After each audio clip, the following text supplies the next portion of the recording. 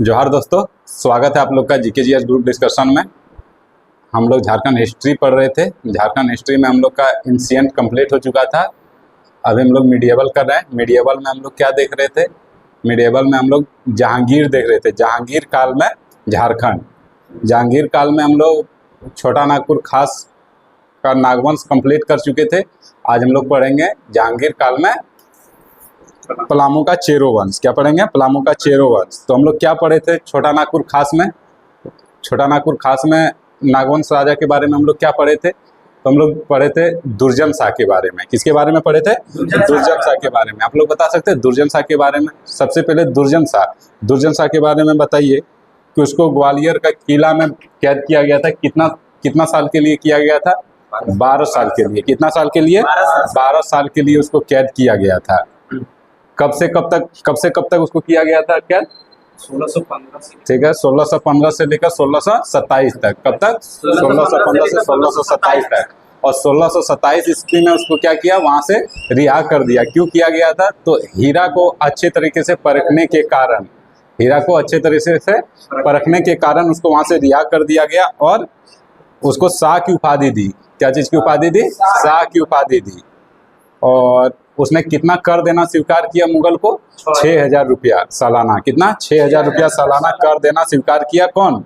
दुर्जन शाह। तो ये क्वेश्चन पूछा गया क्वेश्चन है, ठीक है, कि दुर्जन शाह ने कितना कर देना स्वीकार किया था? तो 6000 रुपया कर देना स्वीकार किया था। ठीक है, बस इतना ही पढ़ना था। अच्छा, दुर्जन शाह ने अपनी राजधानी कहाँ बनाया था? दोयसा नहीं, खोखरा से। हाँ, खोखरा से अपनी राजधानी दोयसा बना दिया था। ये 1627 ईस्वी में। ठीक है, तो हम लोग का दुर्जन शाह कंप्लीट हो गया, यानी कि छोटा नागपुर खास का नागवंश कंप्लीट। अब हम लोग देखेंगे पलामू का चेरो वंश। ठीक है, जहांगीर के समय मुगल चेरो के संबंध अच्छे नहीं थे। यानी कि जिस समय जहांगीर शासन कर रहा था दिल्ली के गद्दी पे, उस समय चेरो और मुगल के संबंध अच्छे नहीं थे। ठीक है, 1607 ईस्वी में अफजल खां को बिहार का सूबेदार बनाया गया। अफजल खां को बिहार का सूबेदार कब बनाया गया? 1607 ईस्वी में अफजल खां को बिहार का सूबेदार बनाया गया और पलामू पर आक्रमण करने का आदेश दिया गया। जहांगीर ने अफजल खां को पलामू पर आक्रमण करने का आदेश दिया। कब दिया गया? तो 1607 ईस्वी में। जिस समय वो सूबेदार उसको बनाया गया, उसी समय उसको आदेश दिया गया कि आप जाइए और पलामू पे आक्रमण कीजिए। ठीक है, परंतु क्या हुआ कि अफजल खां की मृत्यु हो गई। और ये जो अभियान था ये अधूरा रह गया। अफजल खां के आक्रमण के समय पलामू का चेरो शासक कौन था? अफजल खां के आक्रमण के समय पलामू का शासक कौन था? आनंद राय। कौन था? आनंद राय कौन था? तो भागवत राय का पुत्र था। किसका? भागवत राय का पुत्र था। और ये भागवत राय कौन था? तो चेरो शासक ही था। भागवत राय चेरो शासक ही था, लेकिन किसके समकालीन था? तो अकबर के समकालीन था। ठीक है, अकबर के समकालीन था। अब हम लोग देखेंगे 1612 ईस्वी में आनंद राय की मृत्यु हो गई। ठीक है, सबसे पहले बिहार का सूबेदार की मृत्यु हुई, अफजल खां का मृत्यु हो गया। किसका? अफजल खां का मृत्यु हो गया। उसके बाद क्या हुआ? 1612 ईस्वी में आनंद राय का मृत्यु हो गया। आनंद राय का मृत्यु होने के बाद उसका उत्तराधिकारी कौन बना? सहबल राय। यानी पलामू का शासक कौन बना? सहबल राय बना पलामू का शासक। सहबल राय जो था ना, वो क्या करता था कि जितना भी मुगल काफिला था या फिर मुगल का जो यात्री था जो बंगाल से जाता था किधर? दिल्ली के तरफ या बिहार के तरफ, उसको लूट लिया करता था। कौन? सहबल राय बंगाल की ओर जाने वाले मुगल काफिलों को लूटा करता था, जिससे जहांगीर क्या था? क्रोधित था। जिससे जहांगीर क्रोधित था और सहबल राय को पकड़कर दिल्ली लाने का आदेश दिया गया। जहांगीर ने अपने अधिकारियों को बोला कि जाइए आप सहबल राय को पकड़ के लाइए, और उसको बंदी बना लिया गया। यानी सहबल राय को बंदी बना लिया गया। बंदी बना लिया गया और कहाँ ले गया उसको? दिल्ली दरबार में ले गया। और जहांगीर ने क्या किया? सहबल राय के साथ उसको शेर के सामने निहत्था छोड़ दिया गया कि आप उससे लड़ाई कीजिए, और जिसके कारण क्या हुआ? सहबल राय की मृत्यु हो गई। शेर ने उसको मार दिया। ठीक है, शेर ने उसको मार दिया। अब हम लोग चेरो राजा के बारे, चेरो शासक सहबल राय के बारे में पढ़ लिए। क्या क्या पढ़े? तो सहबल राय शासक कहाँ का था? पलामू का शासक था। उसने क्या किया? बंगाल और मुगल सेना को लूटा करता था। ठीक है, बंगाल और मतलब बंगाल से जो आता था व्यक्ति उसको भी लूटता था और मुगल सेना को भी लूटता था। जहांगीर जिससे क्रोधित हो गया, जहांगीर ने क्या किया? मुगल अधिकारी को आदेश दिया कि आप जाइए और सहबल राय को पकड़ के लाइए। सहबल राय को बंदी बना लिया गया और मुगल दरबार में ले गया। मुगल दरबार में क्या किया गया उसके साथ? तो बाग के सामने उसको निहत्था छोड़ दिया गया, जिससे उसकी मृत्यु हो गई, सहबल राय की मृत्यु हो गई। आप बताइए पलामू के किसका अधिकार? मुगल का अधिकार। मुगल का अधिकार हो गया। तो हम लोग क्या पढ़ लिए? पलामू का चेरो वंश। इसको रिवाइज करना है क्या? नहीं करना है? क्लियर है या याद हुआ? सर यही तो रिवाइज हो जाएगा सर। ठीक है, सबसे पहले आप लोग बताइए कि किस चेरो शासक ने मुगल सेना को लूटा करता था? सहबल राय। कौन करता था? सहबल राय। ठीक है, जिससे जहांगीर क्रोधित हो गया और उसने क्या किया? मुगल अधिकारी को आदेश दिया कि उसको पकड़ के लाइए। सहबल राय को बंदी बनाकर कहाँ ले गया? दिल्ली दरबार। दिल्ली दरबार। और उसके बाद जहांगीर ने उसके साथ क्या किया? आपके सामने से निहत्थे छोड़ दिया, जिससे क्या हुआ? सहबल राय के मृत्यु हो गई। ठीक है, सहबल राय की मृत्यु हो गई। और पलामू पर किसका अधिकार हो गया? मुगल वंश का। ठीक है, कंप्लीट है। अब हम लोग पढ़ेंगे विष्णुपुर और पंचेत पर आक्रमण। विष्णुपुर और पंचेत पर आक्रमण। मानभूम के विष्णुपुर पर मुगल का अधिकार हो गया। ठीक है, विष्णुपुर कहाँ था? मानभूम में। कहाँ था? मानभूम में था विष्णुपुर। और विष्णुपुर पर अधिकार किसका हो गया? मुगल का अधिकार हो गया। आप देखेंगे पंचेत के जमींदार। पंचेत का जमींदार कौन था? वीर हमीर। कौन था? वीर हमीर। जिस समय वीर हमीर पंचेत का जमींदार था, उस समय बंगाल का सूबेदार कौन था? इस्माइल खान। कौन था? इस्माइल खान। और बिहार का सूबेदार कौन था? अफजल खान। दो चीज याद रखना है। ठीक है, सबसे पहले हम लोग देखेंगे पंचेत का जमींदार कौन था? वीर हमीर। पंचेत का जमींदार कौन था? वीर हमीर। उस समय बिहार का सूबेदार कौन था? अफजल खान। बिहार का सूबेदार अफजल खान और बंगाल का सूबेदार इस्माइल खान। ठीक है, अब उन दोनों को आदेश दिया कौन? जहांगीर आदेश दिया। किसको? तो बंगाल के सूबेदार इस्माइल खान को और बिहार के सूबेदार अफजल खान को कि आप जाइए और वीर हमीर पे आक्रमण कीजिए। ठीक है, और वीर हमीर पे इन दोनों ने आक्रमण किया और इसका दबाव में आ गया। कौन? वीर हमीर इसका दबाव में आ गया और आत्मसमर्पण किया। लेकिन किसके सामने ये आत्मसमर्पण किया? तो एक सेनापति था शेख कमाल, उसके समक्ष इसने आत्मसमर्पण कर दिया। किसके सामने आत्मसमर्पण किया था वीर हमीर ने? शेख कमाल। शेख कमाल ही मुगल दरबार के। हाँ, उसका ही था। ठीक है, शेख कमाल के समक्ष उसने आत्मसमर्पण कर लिया। किसने किया था? वीर हमीर ने। आपसे क्वेश्चन पूछा जाएगा वीर हमीर ने किसके समक्ष आत्मसमर्पण किया था? तो ठीक है, शेख कमाल के सामने आत्मसमर्पण किया। ठीक, और उसी समय विद्रोही शहजादे खुर्रम ने भी राजमहल पर अधिकार कर लिया। ये खुर्रम कौन था? शाहजहां था, यानी जहांगीर का पुत्र शाहजहां। जिस समय इधर पंचेत पे आक्रमण किया किसने? इस्माइल खान और अफजल खान है। उसी समय राजमहल जो संथाल परगना क्षेत्र में आता है, ठीक है, राजमहल पर अधिकार किसने कर लिया? खुर्रम किसे कहते हैं? शाहजहां को। शाहजहां कौन था?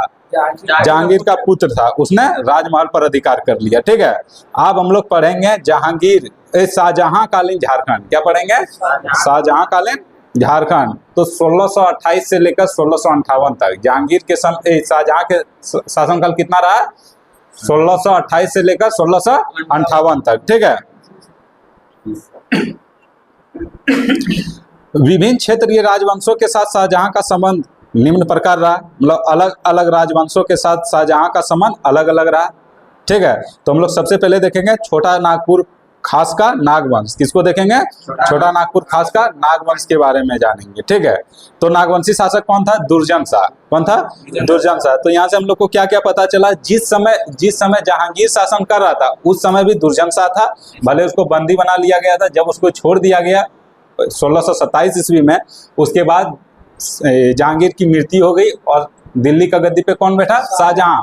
लेकिन क्या अब जहांगीर का मृत्यु हो गया तो जरूरी थोड़ी है कि दुर्जन शाह का भी मृत्यु हो गया? वो तो अपना गद्दी पे रहेगा ही रहेगा। तो वो छोटा नागपुर खास का गद्दी पे कौन था? 1627 ईस्वी में दुर्जन शाह ने अपनी राजधानी किसको बना लिया? दोयसा को। सर दोयसा को बनाया था, उसी समय नहीं उसने दोयसा को बनाया।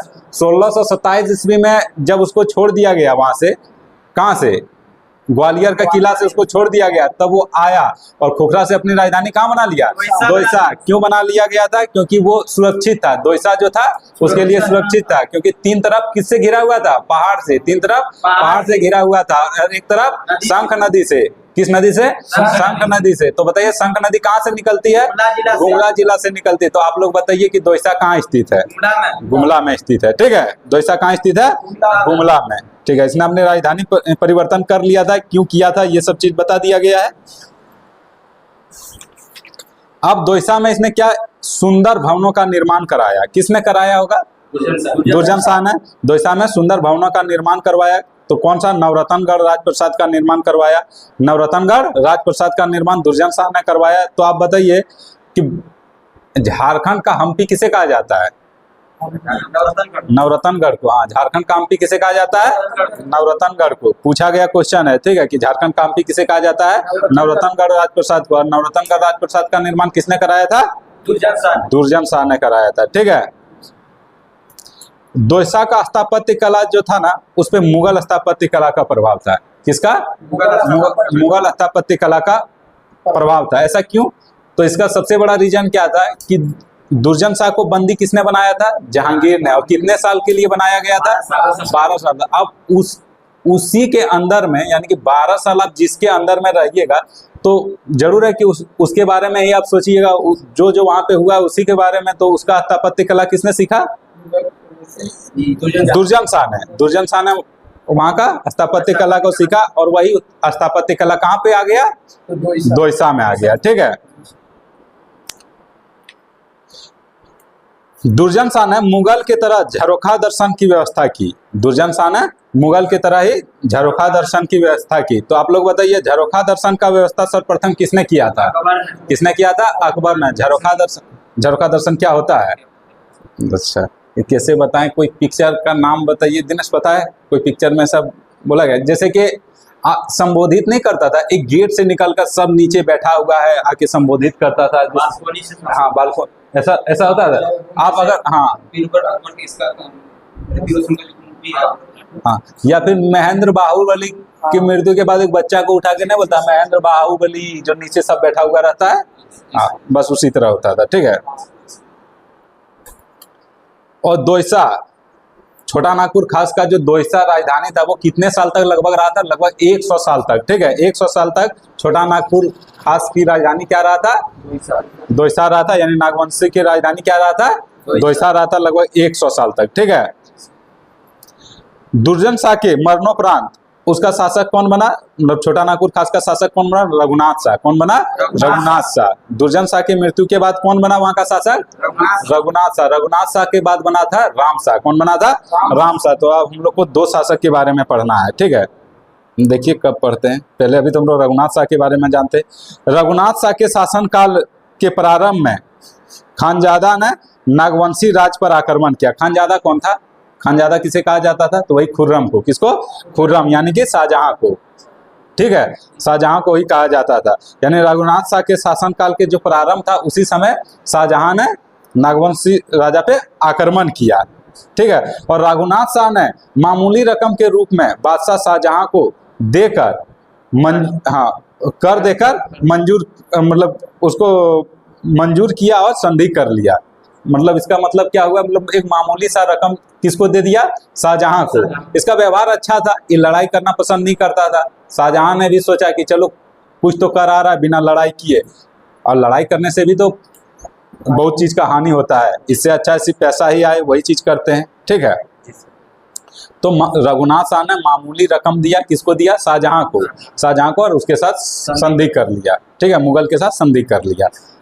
तो हम लोग क्या देख लिए? नागवंश शाहजहां के शासन काल में झारखंड में जो देखे किसके बारे में देखे? तो नागवंशी के बारे में नहीं, नागवंशी शासक के बारे में देखे। अब हम लोग किसके बारे में देखेंगे? शाहजहां के शासन काल में पलामू के चेरो वंश को देखेंगे। ठीक है, तो उस समय चेरो शासक कौन था? जिस समय शाहजहां के समकालीन चेरो शासक कौन था? तो प्रताप राय। कौन था?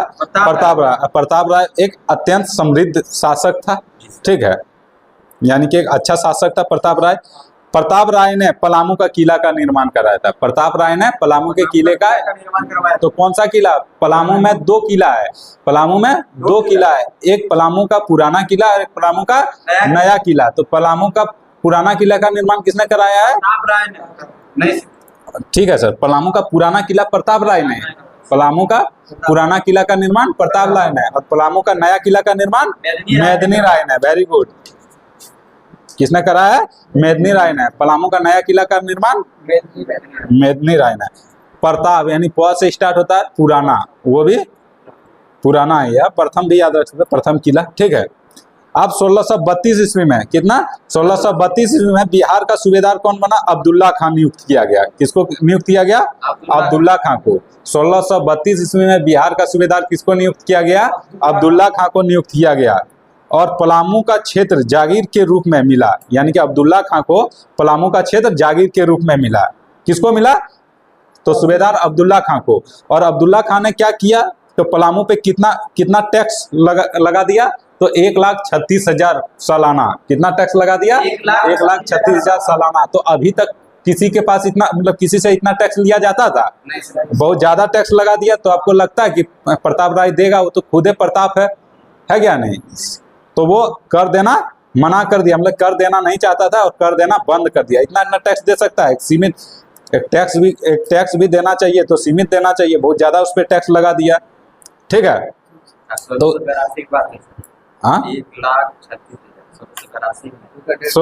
1632 में सर, 1632 में 1,36,000 टैक्स लगा दिया था प्रताप राय पे, यानी कि चेरो शासक पे। तो उसने कर देना बंद कर दिया। ठीक है।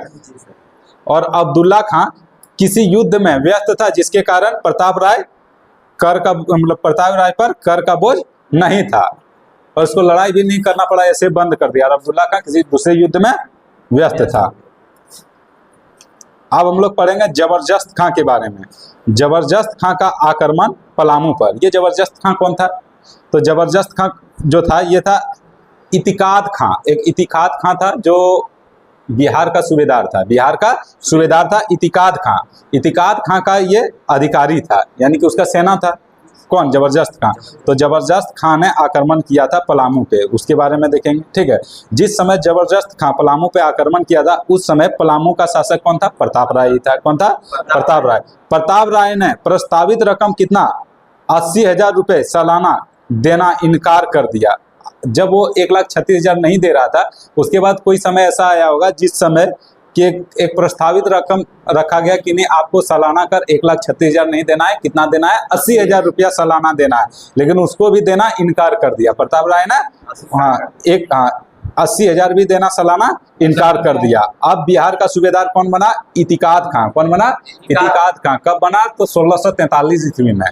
बिहार का सूबेदार इतिकाद खां कब बना? 1643 ईस्वी में बना। और इतिकाद खां ने अपने अधिकारी जबरदस्त खां को पलामू पर आक्रमण करने का आदेश दिया, क्योंकि उसने टैक्स नहीं दे रहा था। प्रताप राय ने टैक्स नहीं दे रहा था, जिसके कारण कि इतिकाद खां ने किसको भेजा? जबरदस्त खां को भेजा, और बोला कि आप जाइए पलामू पे आक्रमण कीजिए। अब जैसे ही जबरदस्त खां पलामू के निकट पहुंचा, तो प्रताप राय ने संधि का प्रस्ताव भेज दिया। जैसे ही जबरदस्त खां प्रताप राय के समीप आया, यानी कि पलामू के समीप आया, तो प्रताप राय ने क्या किया? संधि का प्रस्ताव भेज दिया कि हम संधि करना चाहते हैं आपसे। ठीक है। और प्रताप राय ने 1 लाख रुपए तथा 1 हाथी देना और साथ में पटना जाना स्वीकार किया।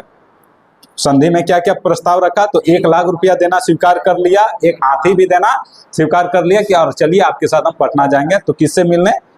पटना किससे मिलने जाएगा? हाँ, इतिकाद खां से। किसे? इतिकाद खां। ठीक है। तो संधि में क्या क्या हुआ उसको देखते हैं हम लोग। संधि में क्या क्या हुआ? मुगल और चेरों के बीच जो संधि हुआ उसके बारे में देखेंगे। ठीक है। मतलब संधि हुआ तो परिणाम क्या क्या निकला। ठीक। जबरदस्त खां को 2000 मनसबदार बना दिया गया। जबरदस्त खां को 2000 मनसबदार बना दिया गया। और शाहजहां ने प्रताप राय को भी 1000 मनसबदार बना दिया। किसको बना दिया? प्रताप राय को भी 1000 मनसबदार बना दिया गया। क्या सर? मनसबदारी ये एक प्रकार का पद है सर। मनसबदारी पद क्या है? एक प्रकार का पद है कि जितना ज्यादा मनसबदारी मिलेगा वो उतना ही अच्छा उसको पद कहा जाएगा, वो उतना ही अच्छा सैनिक कहलाएगा। ठीक है, तो अब तो ये क्या बोलते हैं उसको, प्रताप राय किसके अधीन हो गया? मुगल के अधीन हो गया, मुगल के ही अधीन हो गया, इसलिए उसको भी 1000 का मनसबदार दे दिया गया, मतलब 1000 का मनसबदार बना दिया गया। जबरदस्त खां को कितना का मनसबदार बनाया गया?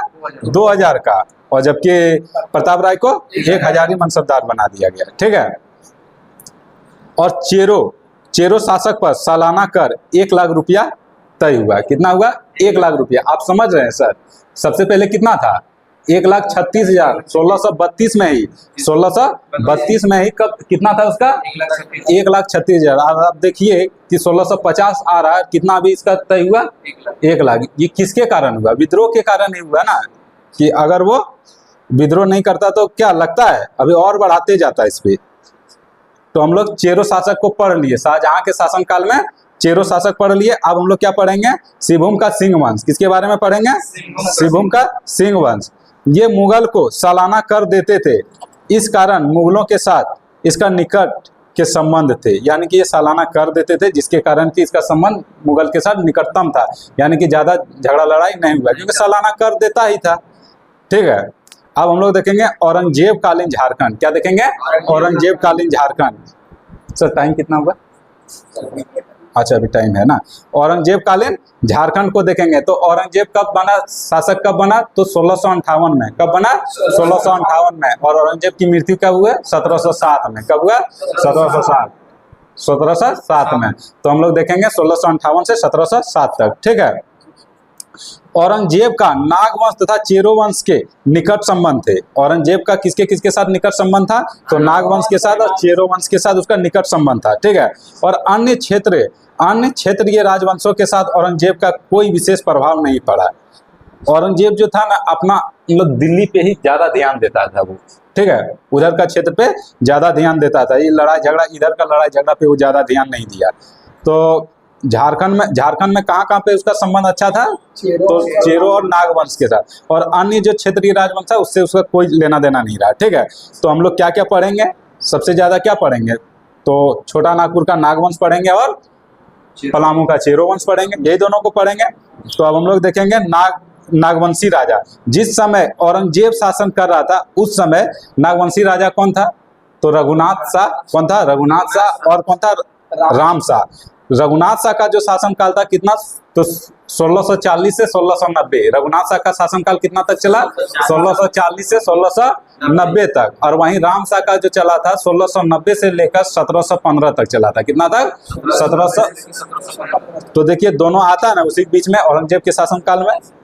ठीक है, तो हम लोग पहले रघुनाथ शाह के शासनकाल को देखेंगे। रघुनाथ शाह के शासनकाल कितना चला था? 1640 से 1690। 1640 से 1690। रघुनाथ शाह धार्मिक प्रवृत्ति का था और दानी स्वभाव का था, यानी कि धार्मिक प्रवृत्ति का था। रघुनाथ शाह ज्यादा लड़ाई झगड़ा पे ध्यान नहीं देता था, वो धार्मिक प्रवृत्ति का था और उसका स्वभाव के साथ दानी स्वभाव का था। ठीक है, और रघुनाथ शाह का धर्म गुरु कौन था? तो कौन था? हरिनाथ। कौन था? हरिनाथ। हरिनाथ जो था किसका धर्मगुरु था? रघुनाथ शाह का। रघुनाथ शाह का धर्मगुरु कौन था? हरिनाथ। तो पूछा जाएगा रघुनाथ शाह जो था किस वंश से संबंधित था? तो क्या बताएंगे? नागवंशी वंश। नागवंशी वंश से। ठीक है, और रघुनाथ शाह का गुरु कौन था? धार्मिक गुरु कौन था? हरिनाथ। कौन था? हरिनाथ था। और रघुनाथ शाह का शासन काल जो था शांतिपूर्ण रहा, क्योंकि ये झगड़ा लड़ाई तो करता ही नहीं था, इसलिए शांतिपूर्ण था इसका शासनकाल। रघुनाथ शाह के शासनकाल में 2 आक्रमण हुआ। कितने? 2 आक्रमण हुआ। एक मुगल ने किया और एक कौन किया? मेदिनी राय, जो चेरो शासक था। कौन था? मेदिनी राय चेरो शासक था। ठीक है, तो 2 आक्रमण हुआ, एक मुगल आक्रमण हुआ और एक मेदिनी राय के द्वारा किया गया था। मेदिनी राय कौन था? चेरो शासक था। ठीक है, पलामू का चेरो शासक था। तो मुगल के साथ जो आक्रमण हुआ वो कोई खास नहीं था, लेकिन मेदिनी राय ने भारी नुकसान पहुंचाया। किसको पहुंचाया होगा? रघुनाथ शाह को, यानी कि नागवंशी शासक को। ठीक है, मेदिनी राय का आक्रमण देखेंगे। मेदिनी राय का आक्रमण देखेंगे तो छोटा नागपुर खास पर चेरो शासक मेदिनी राय ने आक्रमण किया। ठीक है, अब इसका क्या क्या प्रभाव पड़ा वो देखेंगे। ठीक है, मेदिनी राय ने दोयसा को लूटा। किसको लूटा? दोयसा, यानी कि उसकी राजधानी क्या थी? दोयसा था। नागवंशी शासक का राजधानी क्या था? दोयसा। तो दोयसा को ही लूट लिया। ठीक है, और पत्थर का एक विशाल फाटक भी लूटा। दोयसा में एक पत्थर का बहुत बड़ा गेट था, पत्थर का बहुत बड़ा गेट था, उसको भी लूट लिया। और मेदिनी राय ने नए पलामू का किला, नए पलामू का किला किसने बनवाया था? मेदिनी राय ने ही बनाया था। वहां पे जाके वो नए फाटक लगा दिया। वो बड़ा जो फाटक था किस पत्थर का बना, वो कहाँ पे लगा दिया? हाँ, पलामू के नए किले में लगा दिया गया। और उस फाटक का नाम क्या रख दिया गया? तो नागपुर द्वार या फिर नागपुर दरवाजा क्या रखा गया? उसके नाम से जाना जाता है। ठीक है, समझ में आया ये बात? ठीक है।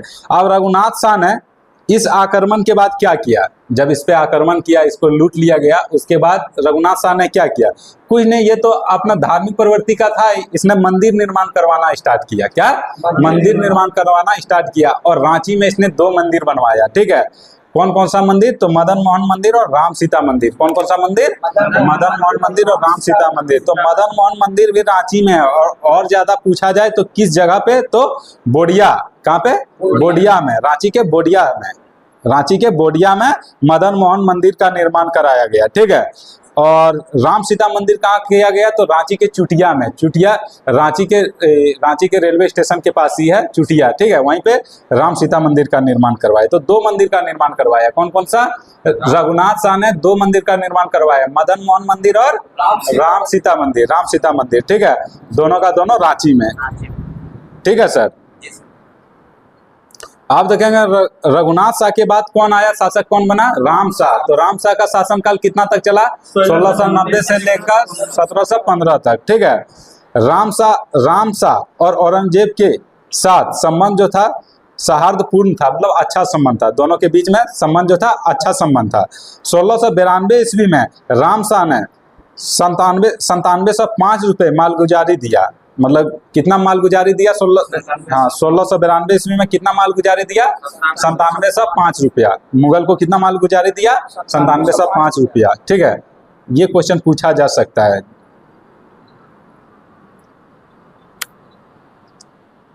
अब राम शाह ने पलामू, रीवा, सिंहभूम पर आक्रमण किया। राम शाह ने कहाँ पे आक्रमण किया? पलामू, रीवा और सिंहभूम। पलामू कहाँ स्थित है? तो झारखंड में ही स्थित है। सिंहभूम कहाँ स्थित है? रीवा कहाँ स्थित है? कहाँ है? एमपी में है। हाँ, एमपी, मध्य प्रदेश में स्थित है। ठीक है, कहाँ स्थित है? मध्य प्रदेश में स्थित है। ये तीनों पर आक्रमण किया। रीवा और सिंहभूम जो था ना, रीवा और सिंहभूम राज्यों के साथ वैवाहिक संबंध स्थापित किया। किसने? रघुनाथ शाह ने। राम शाह ने क्या किया? रीवा और सिंहभूम के साथ वैवाहिक संबंध स्थापित किया। यानी कि लड़ाई तो किया, लेकिन वहां पे क्या संबंध बना लिया उसके साथ? वैवाहिक संबंध। यानी कि अपना बेटा का शादी करा दिया, अपना बेटी का शादी करा दिया, इस तरह संबंध अपना बना लिया। तो क्या क्या किया उसने? तो राम शाह ने रीवा नरेश की पुत्री से अपने पुत्र एनिसा का विवाह करा दिया। किससे करा दिया? तो एनिसा का विवाह किससे करा दिया? तो रीवा का जो नरेश था उसकी पुत्री से अपना बेटा एनिसा का विवाह करा दिया। ठीक है। अब हम लोग देखेंगे अन्य क्षेत्रीय राजवंश के बारे में।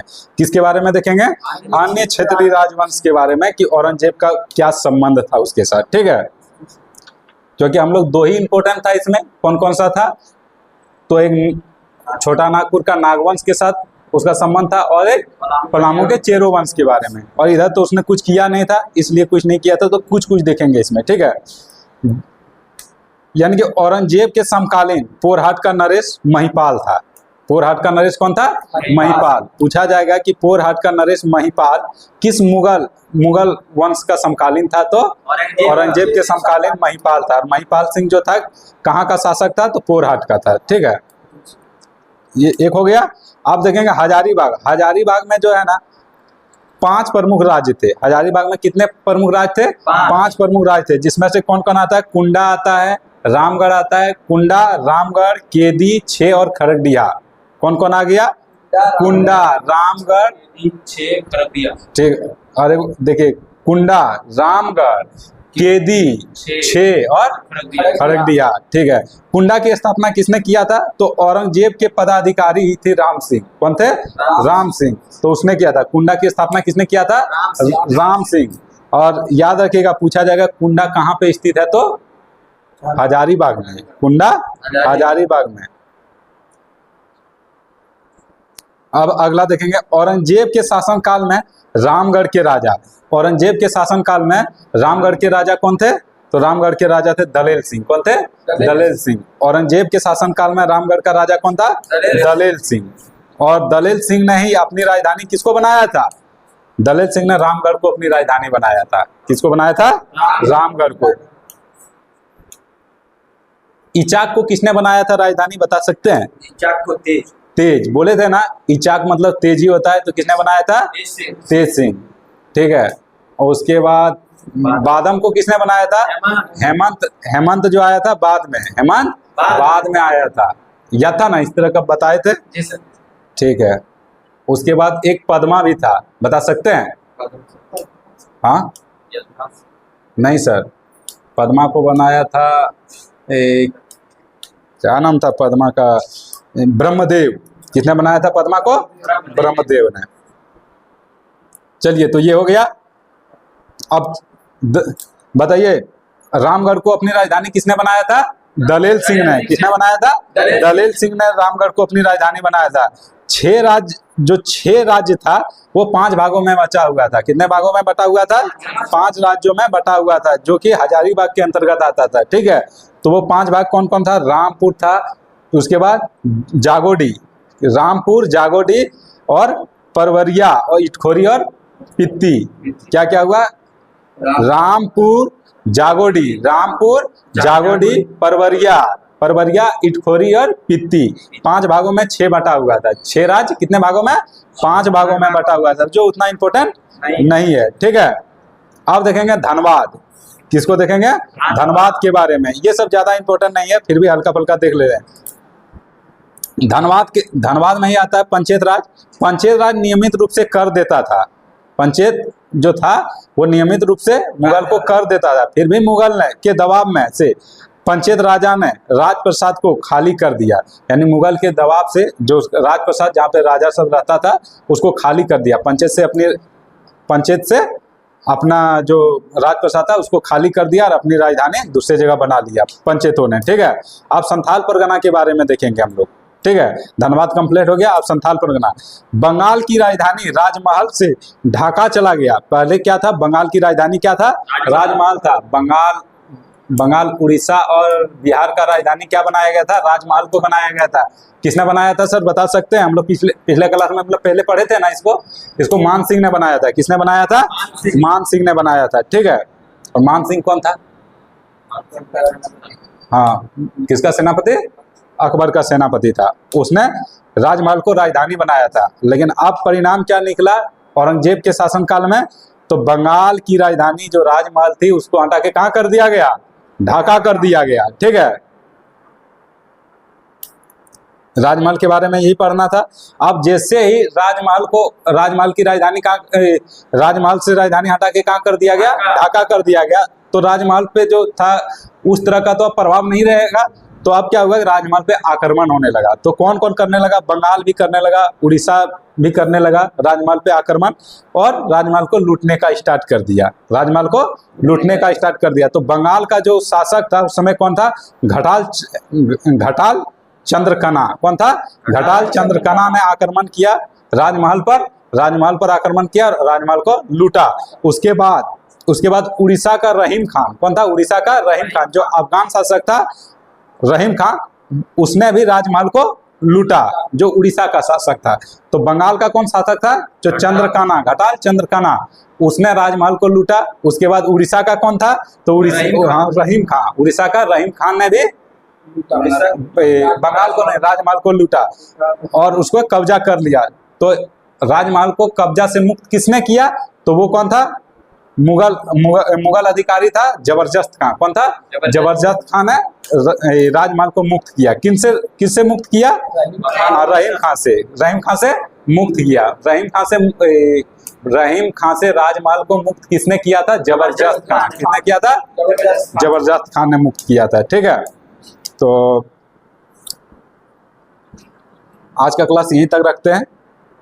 ठीक है, अब अगला क्लास हम लोग का कल होगा, और वो भी अब कुछ मुगल कालीन ही रहेगा, कुछ कुछ छूट गया है मुगल कालीन, फिर उत्तर मुगल कालीन देखेंगे मेरे ख्याल से। और एक क्लास चलेगा जिसमें हम लोग का झारखंड का मध्यकालीन इतिहास कंप्लीट हो जाएगा। उसके बाद फिर हम लोग आधुनिक इतिहास में आएंगे, झारखंड का आधुनिक इतिहास में आएंगे। ठीक है, तो ठीक है दोस्तों, आज का क्लास यहीं तक। अगर अच्छा लगे तो लाइक कीजिए, कमेंट कीजिए और अपने दोस्तों तक शेयर कीजिए। और अगर कुछ कमी हो तो बताइएगा कि कहाँ पे कमी है, हम लोग उसको सुधारने का कोशिश करेंगे। ठीक है दोस्तों, थैंक यू।